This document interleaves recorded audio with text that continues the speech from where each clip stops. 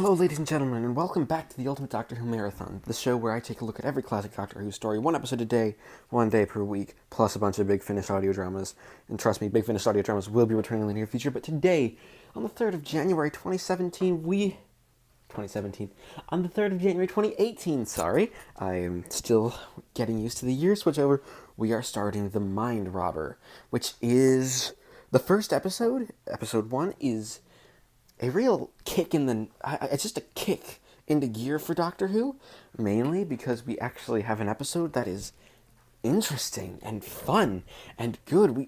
After the just deluge that was the Dominators, I still hate the Dominators. I thought maybe in a day, maybe I'd have to change my mind. No, the Dominators is still awful. Nobody tell you the Dominators is good. It's not. It's one of the worst stories so far. Probably Patrick Troughton's worst. But The Mind Robber, we start right at the end of the Dominators. Lava is rushing towards the TARDIS.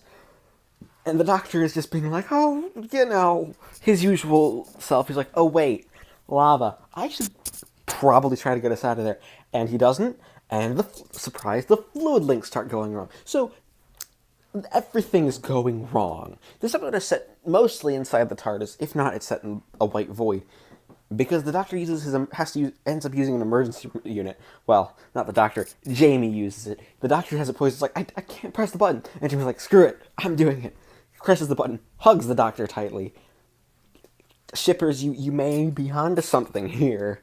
As much as I hate it. But we just have this tight, fast-paced direction. This story is the first story directed by David Maloney, who directs quite a bit of Doctor Who, like Douglas Camfield. Directs up until, I believe, the 4th Doctor is when he stops directing the show and moves over to Blake 7. I've heard Blake 7 is good.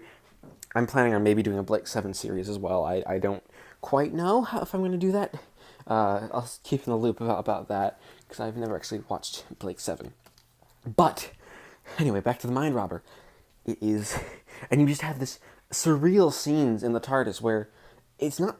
So this isn't like Edge of Destruction surreal, where clocks are melting, Susan's taking knives and stabbing things. No.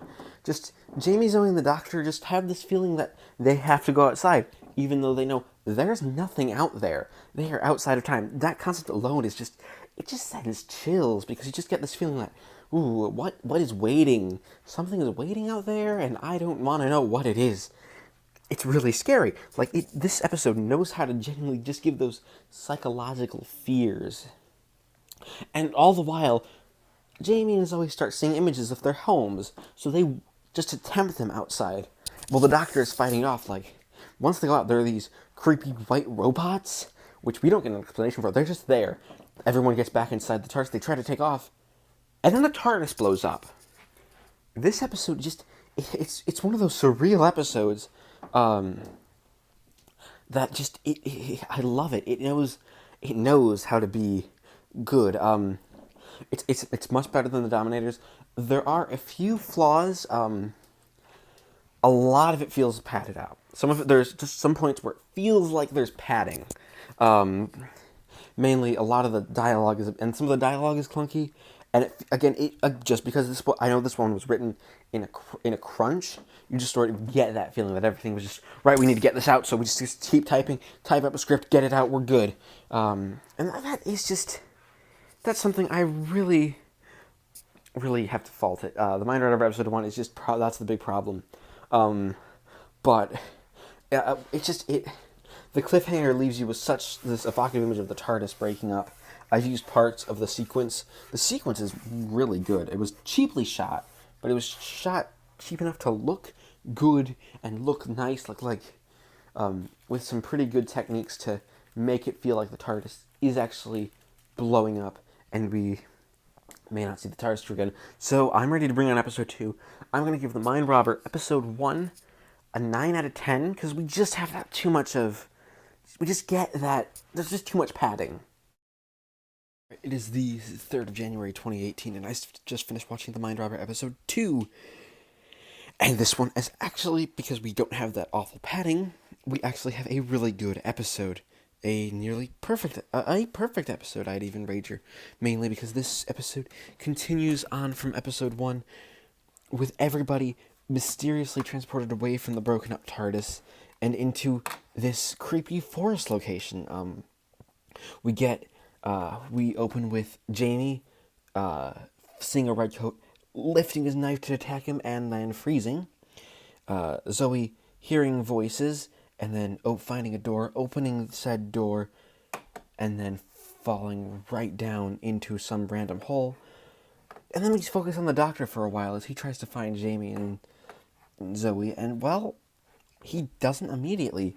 He starts by finding this strange guy who is, who's this weirdo. He's just saying a bunch of weird, archaic things like, "Oh, this is, all the plan," or basically saying things like, "Oh, he starts by speaking in German, then goes to French, then ends up going to, then before going to English, and sort of quoting an old-timey English sort of thing, nothing very modern,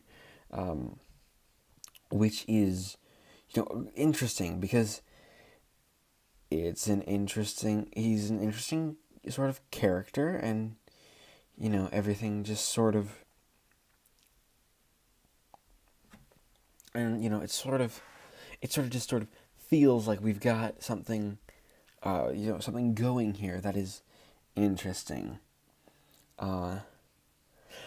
Now we move on to we have this guy just sort of disappears. The doctor thinks he's a hallucination, which sort of makes sense because we are at what is, well, we're in a story that's already kind of not a very, we really don't have a very good sort of start to things. We don't, and not in quality, we don't know where things are going. Everything is left in mystery. We have, this forest looks weird,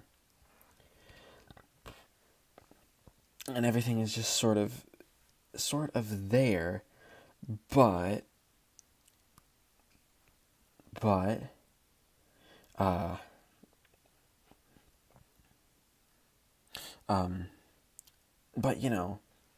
he, but it just sort of, the doctor then, it just sort of, it works, because after you have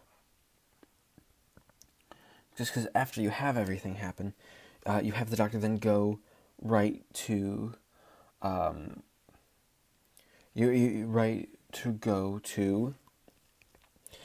just some random kids who ask him a bunch of riddles, pinch him, and then just stick a sword in his face, ask him to rearrange sword, so he raises it to words, sword gets thrown up, down comes a dictionary. This episode is just weird already, and I love it. It is just a great little thing where it's like everything just sort of, it just sort of comes together. And this is only in the first 5 minutes. He then finds Jamie stuck, figures out a riddle basically with a wishing well and a safe. Meanwhile, being watched by this strange guy who has this really good evil laughter. That is one of those great little things that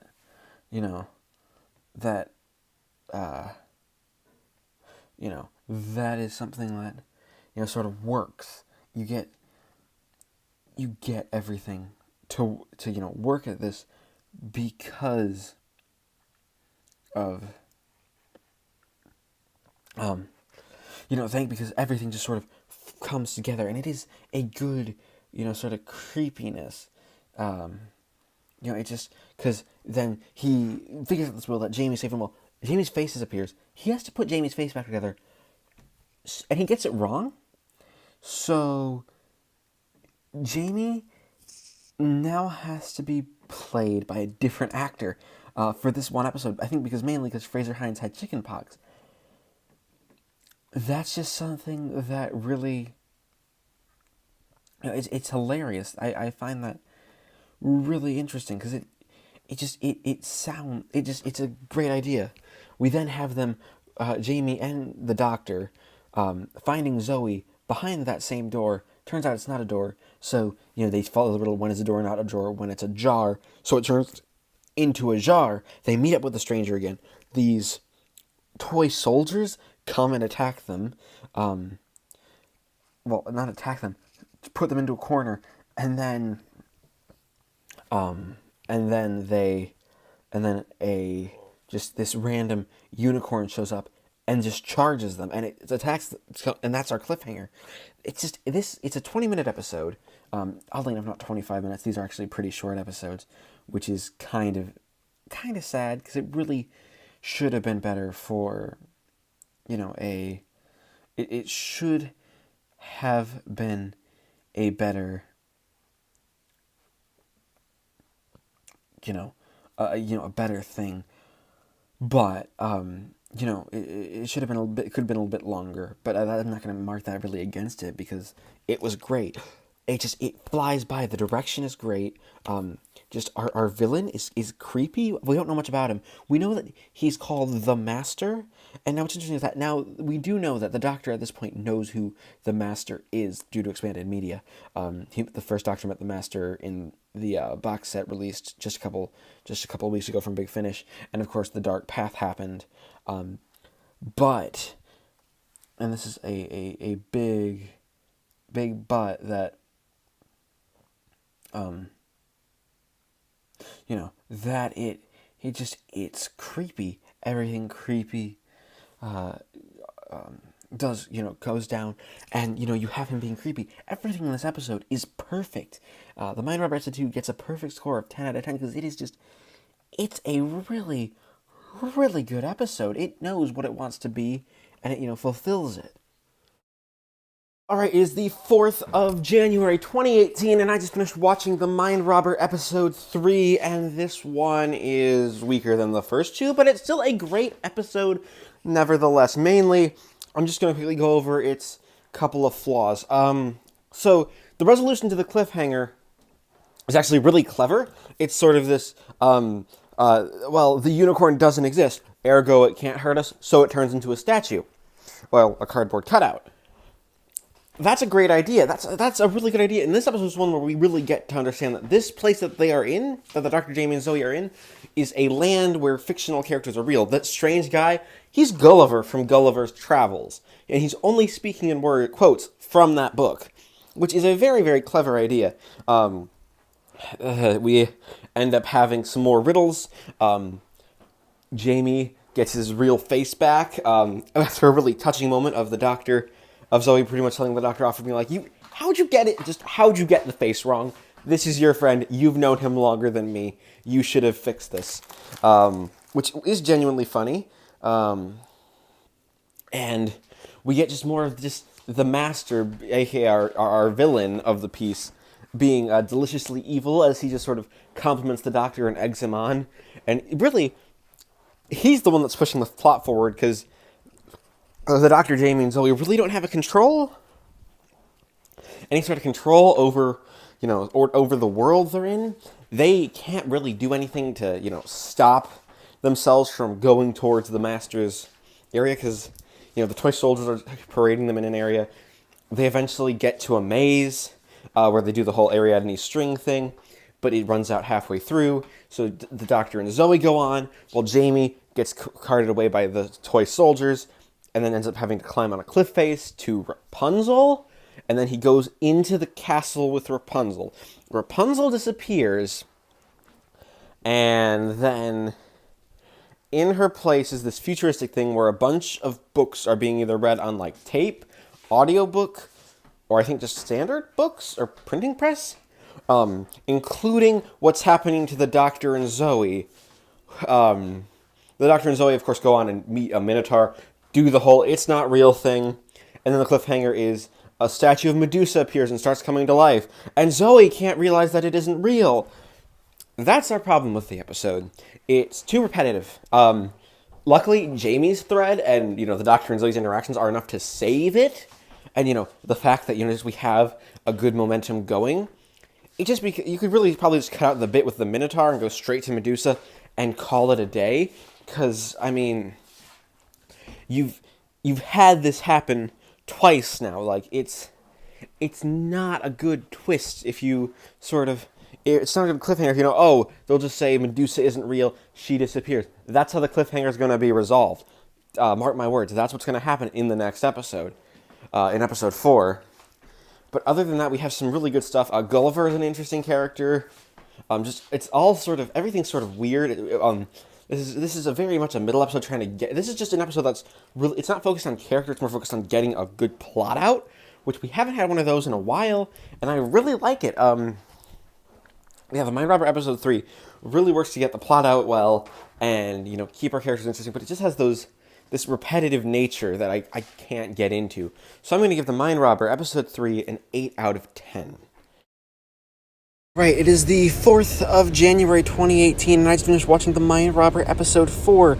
This episode actually brings the villain into full force, as our villain, the Master, who is here to steal minds. Really, this is the reveal of the villain's plan. He wants the Doctor's brain, pretty much. He wants to make it so that the Doctor, essentially, has to become, sort of the new master, because this current master, this is the master of the land of fiction, not the Time Lord, the master. He's used up all his time, and he no longer has any time for, essentially, creating more words. He was a brilliant mind, working in the industry, and he essentially ran out of, he fell asleep at his desk and ran out of everything, so that's basically where we are. We see the fact that the right robots, and the people living here are all a part of fiction, and basically, if the Doctor and company were to basically listen and play along, they would become fiction as well. They would essentially no longer be people, and they would only be fictional characters in this land of total fiction.